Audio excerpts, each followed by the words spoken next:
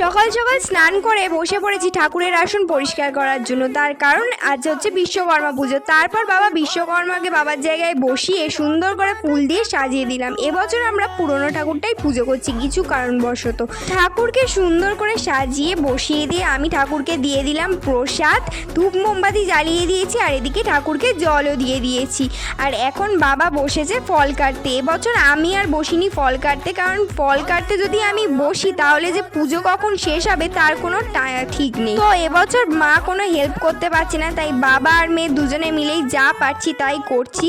বাবা এখানে সব ফল ঝটাঝট করে কাটছে, কি সুন্দর দেখো সব ফল কেটে নিয়েছে বাবা। আর এখানে ঠাকুরকে দিয়েও দিয়েছি, আর এখন আমি পুজোও করতে শুরু করে দিয়েছি। বিশ্বকর্মা পুজো আমাদের বাড়িতে হয়, তার কারণ হচ্ছে আমাদের গাড়ির ব্যবসা। তো দেখো আমি এখানে এসেছি গাড়িকে পুজো করতে। গাড়িকেও সুন্দর করে আমি ফুল দিয়ে সিঁদুর দিয়ে পুজো করে নিলাম। আজকের জন্য চলো টাটা।